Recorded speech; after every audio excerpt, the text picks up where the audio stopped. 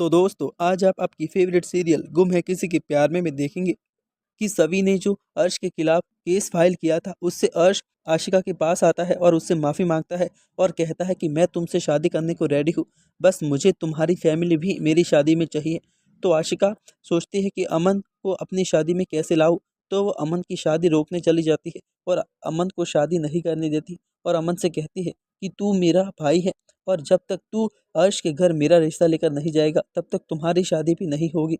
यहाँ अमन लाख मना करता है कि मैं तुम्हारे पास नहीं आऊँगा, मेरा रिश्ता तुमसे तभी टूट गया था जब तुमने सही 6 महीने होते हुए भी तुम अपने लवर के साथ भाग गई थी और तब से रजत मेरा भाई है और रजत ही मेरे लिए सब कुछ है और हमारा खून का रिश्ता हो भले, बट मैं ये नहीं मानता। तो यहाँ आशिका कहती है कि खून का रिश्ता होता है, तुम्हें आना ही होगा। यहाँ रजत आ जाता है और कहता है कि तू अमन तेरे साथ कहीं नहीं आएगा, तू कितनी भी कोशिश कर ले, अमन और रुन्मे की शादी तो होकर रहेगी। तो यहाँ आशिका भी कहती है कि कैसे होगी, जब तक मेरी शादी नहीं होगी किसी की शादी मैं नहीं होने दूंगी। फिर यहाँ सभी लोग घर चले जाते हैं। यहाँ श्री बहुत चिल्लाती है कि उस आशिका को तो मैं छोड़ूंगी नहीं, चलो उसके घर। यहाँ रुन्मे भी नाराज़ हो जाती है और अमन से कहती है कि तुम अपनी बहन को नहीं संभाल सकते, उसने हमारी शादी रोक दी। तो यहाँ अमन कहता है कि मैं क्या करूँ, वो उसकी हरकत ही ऐसी है। यहाँ सभी और रजत कमरे में बात करते हैं। यहाँ रजत कहता है कि तुम उसकी साइड क्यों ले रही हो।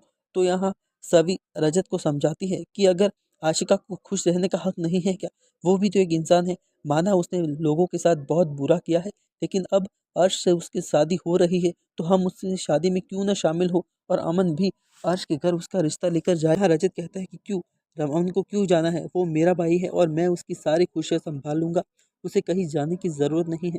तो यहाँ सभी उन्हें समझाती है कि अगर आशिका अर्श के साथ ऐसे ही रही तो जब ज्ञान और सही बड़े होंगे तो उनकी माँ को सब ताने मारेंगे कि ये कोई गैर मर्द के साथ रह रही है। और सभी रिश्तों को क्लोजर देना बहुत ज़रूरी है। जैसे आपने अपने अपने और आशिका के रिश्ते को क्लोजर दिया, वैसे ही अमन और आशिका के रिश्ते में नफरत ख़त्म होनी चाहिए और दोनों शादीशुदा होने जा रहे हैं तो उनकी फैमिलीज भी तो आगे बढ़नी चाहिए। तो यहाँ रजत समझ जाता है और वो अमन के पास जाता है और अमन से कहता है कि तू हर्ष के घर जाएगा और अपनी बहन यानी आशिका का रिश्ता मांगेगा।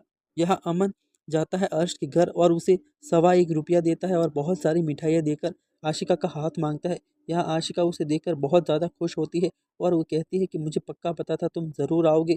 तो यहाँ अमन कहता है कि मेरा तो आने का कोई मूड नहीं था, बट मैं रजत भाई के कहने पर आया हूँ। फिर यहाँ अमन घर आ जाता है। शाम को जब सवी और रुन्मे बैठे होते हैं तो रुन्मे कहती है कि आई अमन आशिका का रिश्ता लेकर गया था।